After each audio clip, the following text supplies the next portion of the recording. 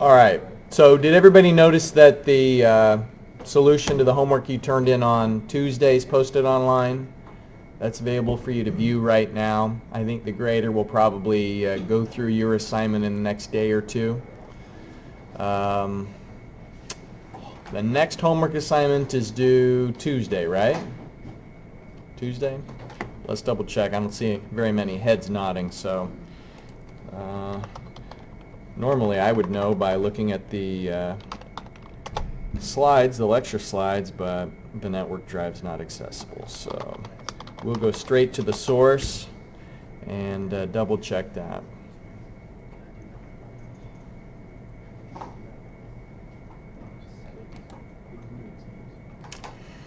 They used to call Blackboard MU Online. It seems like they're not branding it that way any longer. All right, so homework assignments. Number 4, Tuesday, September 24th by 8 a.m. So you've got over the weekend to work on that. The spreadsheet functions assignment includes some things that we did in class last time. And we'll get some additional practice with that today. All right. Any announcements related questions before we get into the material for today? All right.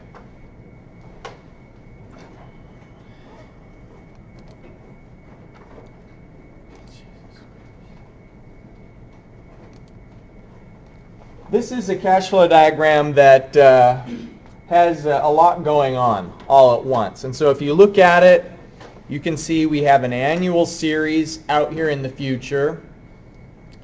And then this cash flow is both an annual series and also a gradient. And so let's just from a conceptual basis go through the steps that would be required to take it to the present. Now I know it's tempting when you're in front of a computer to look at the computer during the lecture, but I'm going to suggest that you maybe even switch off your screen to remove the temptation, because the next few steps that we're going to go through I think will be pretty useful. And so if you're looking at a computer right now, stop looking at the computer and follow along with this. All right? So the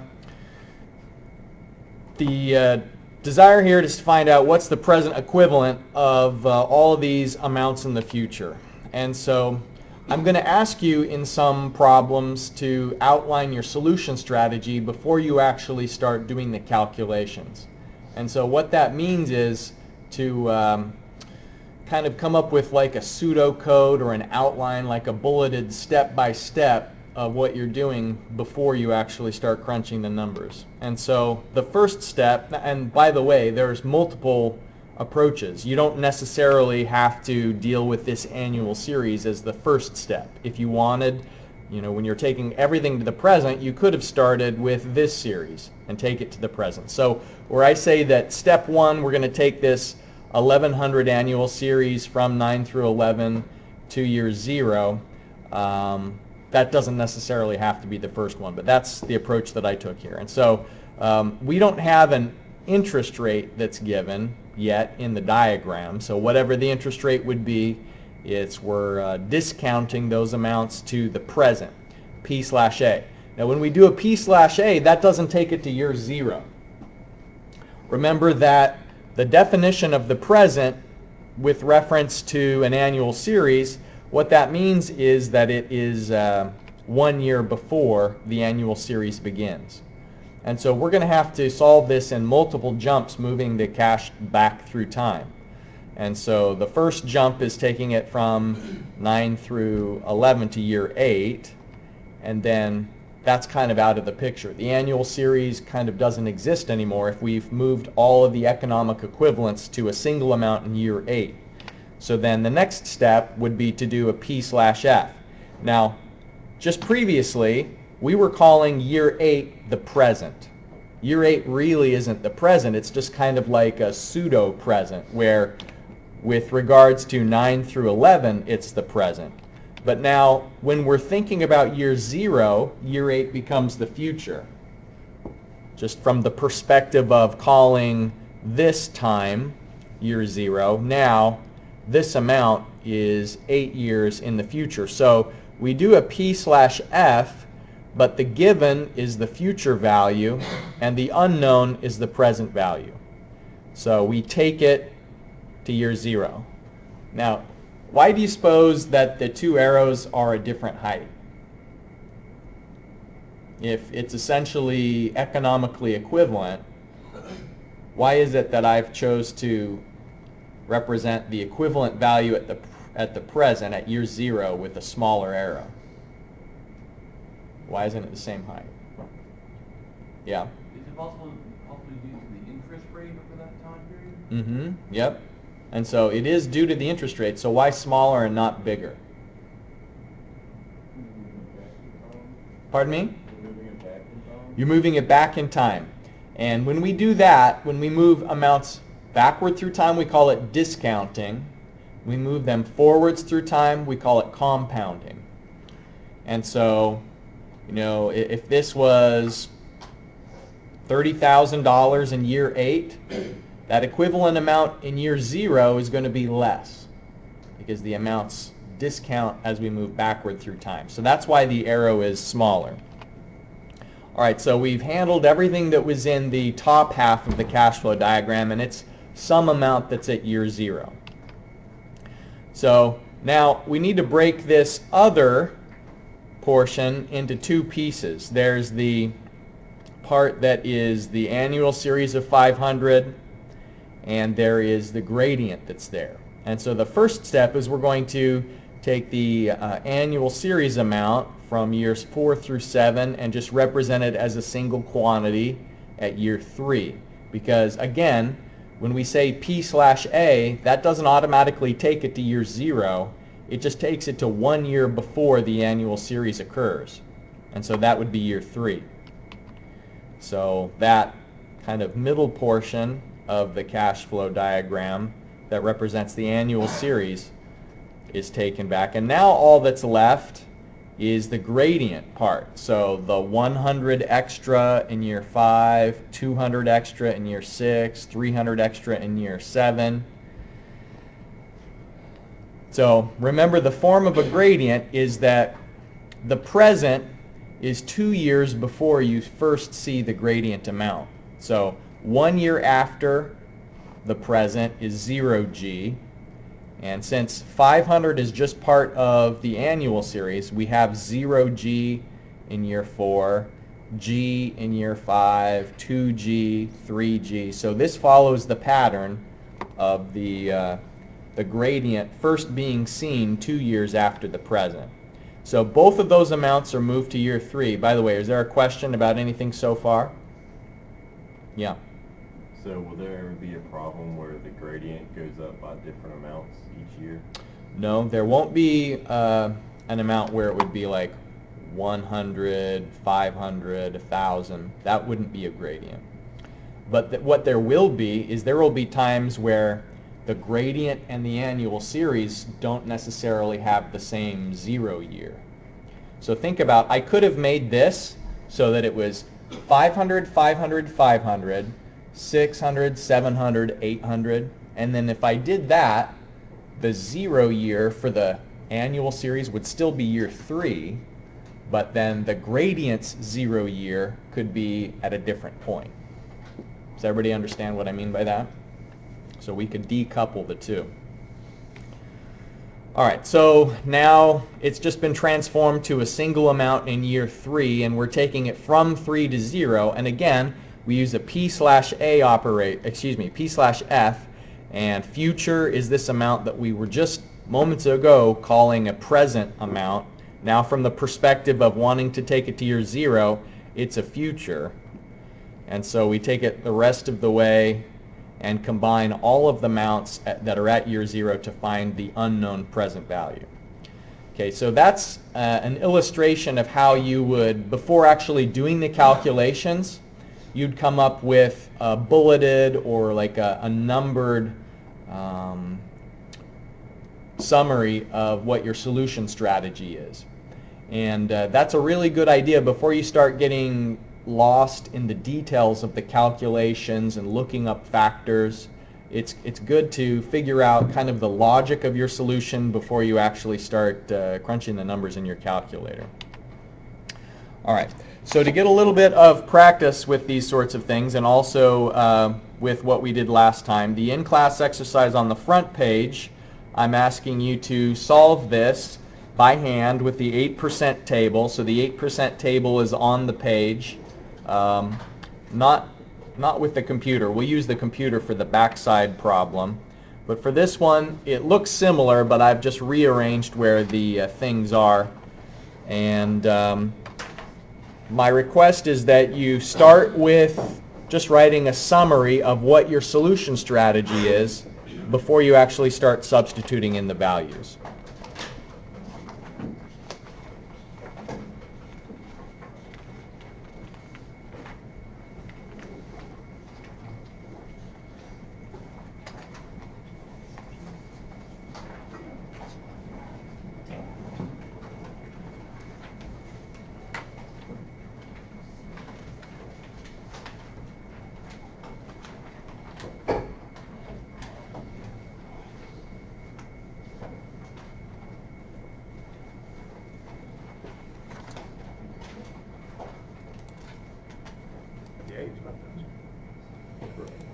All right, let's talk about the solution, and I want to show you kind of the approach that I use to keep track of not only how much a certain amount is, but when it is.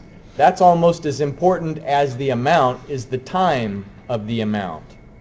And so you'll notice that as I was going through and solving, I numbered the steps just for ease of reference. But I also took the time to write in what the factor basis is. Rather than just jumping straight to the factor that I looked up, I wrote P/A, I equals 8%, N equals 3. My suggestion is you do the same thing.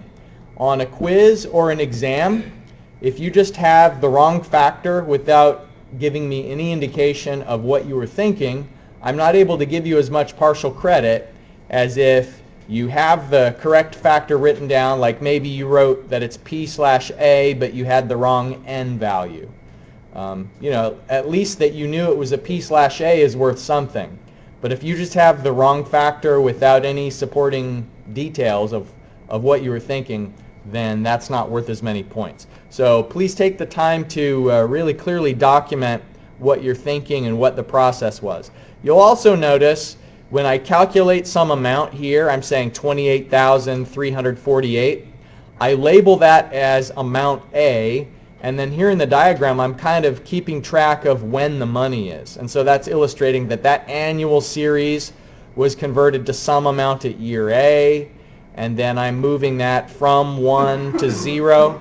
So each of these steps I'm kind of in words describing what's intended with the operation. So I'm saying, you know, like I'm shifting it 1 year, and kind of when you write that little summary, it's going to help you to get the right N value, and it's going to help you to pick whether it's a P/F or an F/P and so on. So I think that you know, you may think that you're saving time by writing less on the page, but in the end your solution will be more accurate, and you're going to notice and avoid errors better if you take the extra time to document what you're doing. All right, so this annual series has been moved to 0.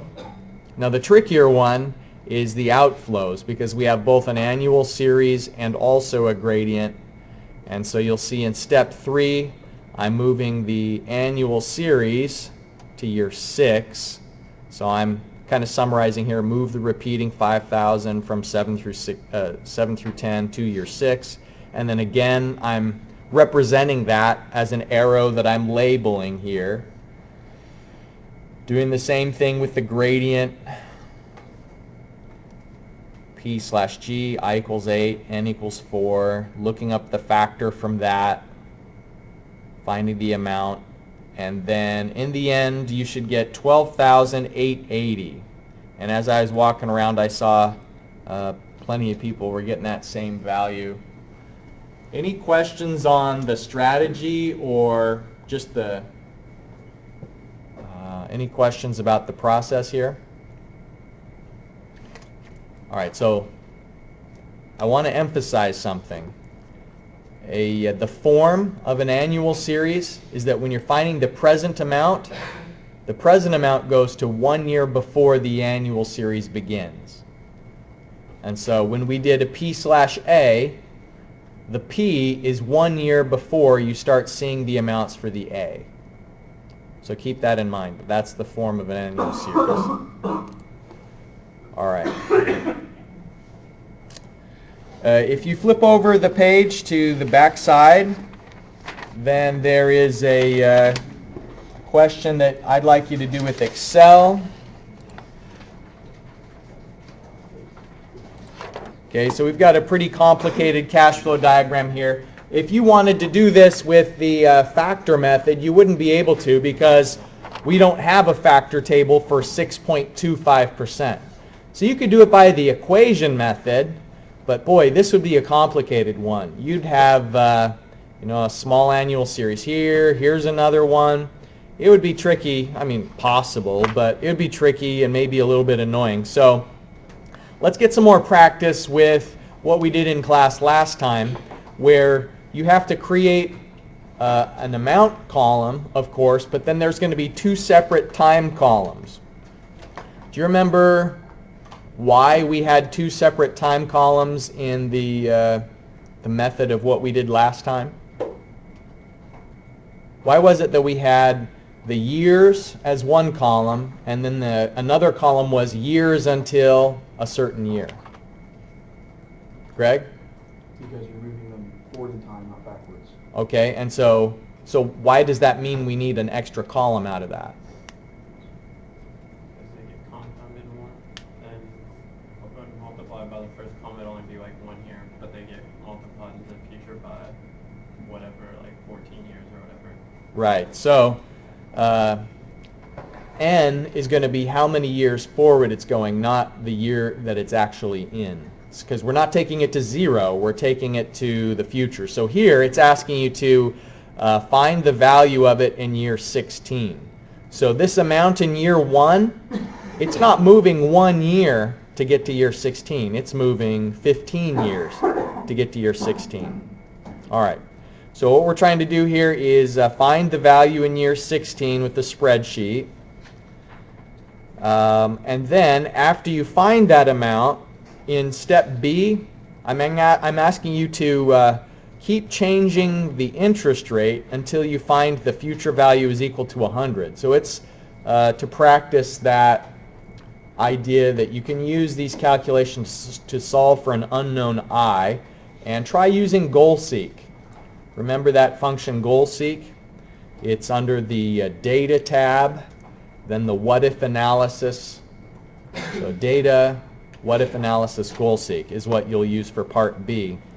And then part C, we'll occasionally have concept questions on the exams, and so I'm asking you to practice writing a response to one of those.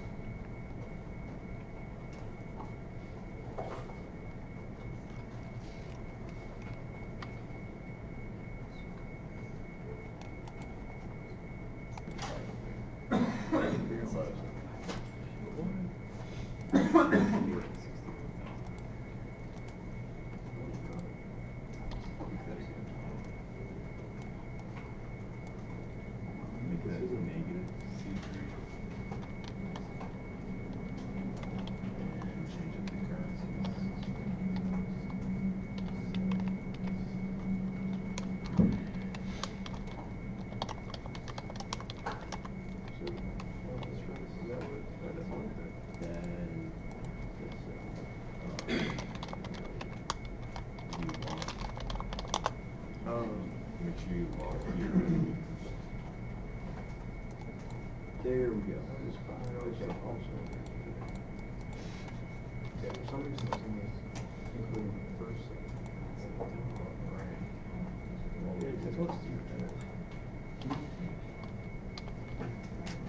What? We're talking about STDs.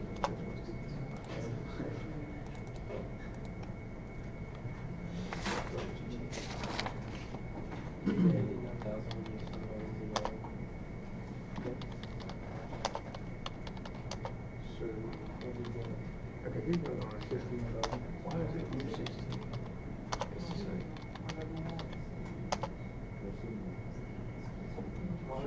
the one that's farthest away. Right, but year 16 is the last year.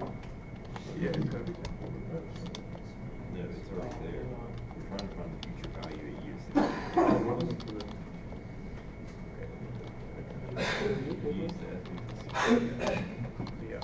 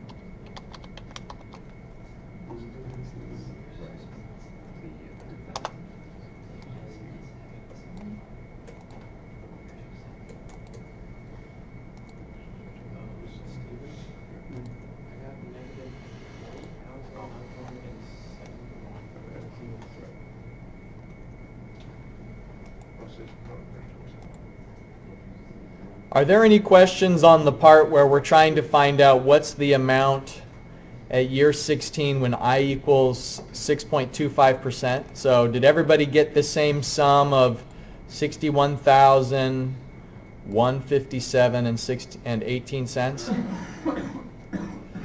So this one we are accurate to the nearest penny because Excel in that FE function keeps all of the precision.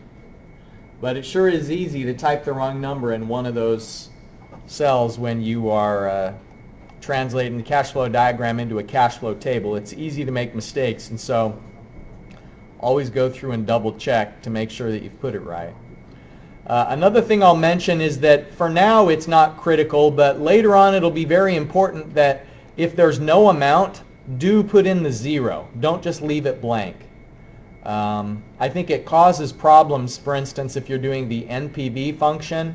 If it encounters a blank cell, it would skip over it rather than knowing that that is a 0. And so just get in the habit of, if there's nothing happening in a given year, then include the 0. All right, so what about this question of what interest rate would make the future value equal to 100,000? So we're going to keep changing I until the sum is 100,000. So just to illustrate how we do the goal seek, you go onto the Data tab, What If Analysis, Goal Seek, and our goal is that we want this sum to be a value of 100,000 by changing the interest rate.